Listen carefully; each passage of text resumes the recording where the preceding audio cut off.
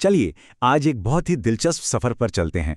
हम आयुर्वेद के एक ऐसे रहस्य को समझने की कोशिश करेंगे जो हमारी जीभ पर ही छिपा है। 6 स्वादों की दुनिया। क्या कभी सोचा है कि खाने का हर स्वाद हमारी सेहत पर कितना गहरा असर डाल सकता है? आइए जानते हैं कैसे। ये सवाल सुनने में शायद थोड़ा अजीब लगे, है ना? लेकिन आयुर्वेद की नज़र से देखें तो ये बिल्कुल सही है। स्वाद सिर्फ एक एहसास नहीं है, ये एक तरह की भाषा है जो हमारा खाना हमारे शरीर से बात करने के लिए इस्तेमाल करता है। और अगर हम इस भाषा को समझ लें तो सेहत की चाबी हमारे हाथ लग सकती है। तो आज हम क्या क्या देखने वाले हैं? सबसे पहले समझेंगे कि ये स्वाद सेहत का राज कैसे हैं। फिर देखेंगे कि इनका 3 दोषों से क्या लेना देना है। और फिर एक एक करके मीठे, खट्टे, नमकीन, तीखे, कड़वे और कसैले स्वाद को जानेंगे। और आखिर में इन सब से संतुलन कैसे साधा जाए, इस पर बात करेंगे। चलिए शुरू करते हैं। तो चलिए सबसे पहले और सबसे ज़रूरी कॉन्सेप्ट को समझते हैं, और ये सब शुरू होता है रस से। तो रस का मतलब सिर्फ टेस्ट नहीं है, मतलब ये सिर्फ जीभ तक सीमित नहीं है। ये उस खाने की असली एनर्जी है, उसकी खासियत है जो हमारे शरीर पर असर डालती है। सोचकर देखिए, जब हम तीखी मिर्च खाते हैं तो शरीर में गर्मी महसूस होती है ना? और वहीं एक मीठा रसीला आम खाने से ठंडक और सुकून मिलता है। बस यही रस का जादू है। ये हमारे शरीर की नींव को सीधे प्रभावित करता है। और बात यहीं खत्म नहीं होती, ये और भी गहरा है। आयुर्वेद कहता है कि ये जो 6 स्वाद हैं वो उन्हीं 5 महाभूतों यानी एलिमेंट से बने हैं जिनसे हमारा शरीर बना है। पृथ्वी, जल, अग्नि, वायु और आकाश। जैसे मीठा स्वाद वो पृथ्वी और जल तत्व से मिलकर बनता है, इसीलिए वो शरीर को भारीपन और पोषण देता है। मतलब जो हम खा रहे हैं वो सीधा हमारे अंदर के तत्वों से जुड़ रहा है। कमाल है ना?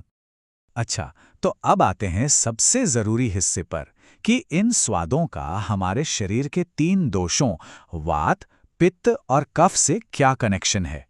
असल में आयुर्वेदिक न्यूट्रिशन का पूरा खेल यहीं पर टिका है। जरा इस टेबल को देखिए, यही है असली आहा मोमेंट।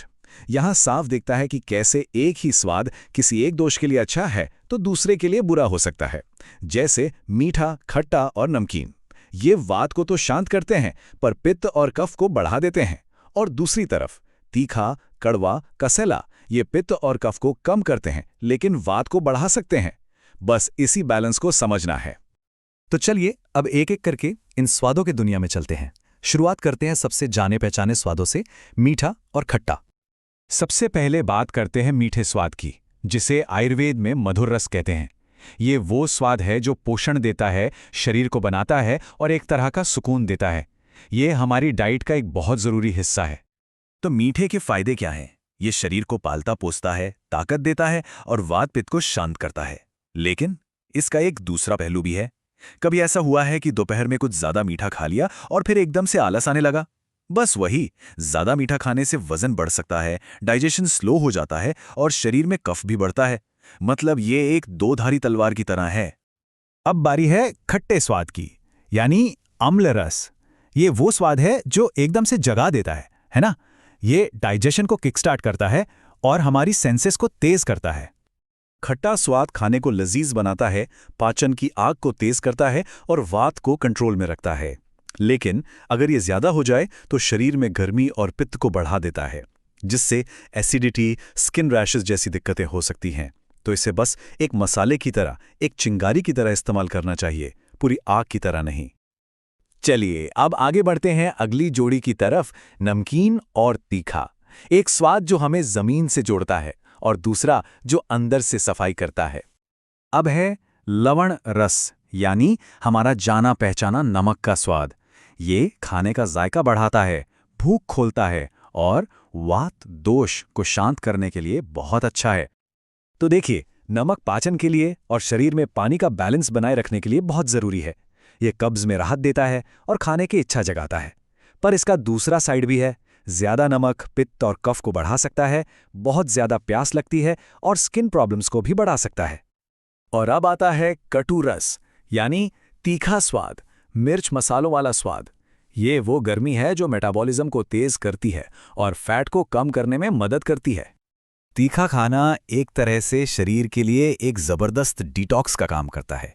ये कफ को पिघलाता है, फैट को जलाता है और डाइजेशन को रॉकेट की तरह तेज कर देता है।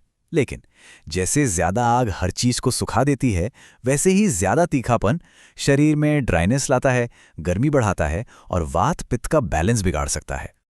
अब आते हैं आखिरी जोड़ी पर, कड़वा और कसेला। ये वो स्वाद हैं जो शायद ज्यादातर लोगों को पसंद नहीं आते, लेकिन सेहत के लिए इनके डिटॉक्सिफाइंग और टोनिंग गुण इन्हें बहुत ज्यादा जरूरी बना देते हैं। सबसे पहले तिक्त रस यानी कड़वा स्वाद। भले ही जीभ को अच्छा ना लगे, पर शरीर के लिए ये अमृत जैसा है। इसके अंदर सफाई करने और ठंडक देने वाले गुण कमाल के हैं। कड़वा स्वाद एक पावरफुल दवाई की तरह है। ये शरीर से टॉक्सिन्स को बाहर निकालता है, बढ़े हुए पित्त और कफ को कम करता है और बुखार या स्किन की दिक्कतों में बहुत मदद करता है। तभी तो करेला और नीम को इतना हेल्दी माना जाता है। लेकिन हाँ, अगर ये भी ज्यादा हो जाए तो शरीर में ड्राइनेस और कमजोरी ला सकता है। और हमारा छठा और आखिरी स्वाद है कषाय रस, मतलब कसेला स्वाद। कच्चा केला या आंवला खाने पर जो मुंह में एक सूखापन सा महसूस होता है ना, बस वही। ये शरीर के टिश्यूज को कसने का काम करता है। कसेले स्वाद का काम है शरीर में एक्स्ट्रा पानी को सोखना और टिश्यूज को टाइट करना। इसीलिए ये घाव भरने और ब्लीडिंग रोकने में बहुत असरदार हैं। लेकिन इसका दूसरा पहलू ये है कि ज्यादा होने पर यह वात को बढ़ा देता है, जिससे मुंह सूखना या कब्ज जैसी परेशानियां हो सकती हैं। तो ये थे वो 6 स्वाद। अब इन सारी बातों को जोड़कर देखते हैं और बात करते हैं सबसे जरूरी चीज की, जो है संतुलन। और देखिए, इस पूरी बातचीत का निचोड़ बस यही है, कोई भी स्वाद अपने आप में अच्छा या बुरा नहीं है। असली बात यह समझने की है कि किसी के शरीर की प्रकृति यानी उसके दोषों के हिसाब से कौन से स्वाद फायदेमंद है और उन्हें अपनी डाइट में बैलेंस कैसे करना है। तो अगली बार जब खाने की थाली सामने आए तो बस एक पल के लिए रुकिएगा, अपनी प्लेट को देखिए और खुद से पूछिए, इसमें कौन कौन से स्वाद हैं और क्या ये मेरे शरीर के लिए एक संतुलित भोजन है। बस ये एक छोटा सा सवाल खाने को सिर्फ पेट भरने की चीज से एक दवाई में बदल सकता है। इस सफर में साथ रहने के लिए शुक्रिया।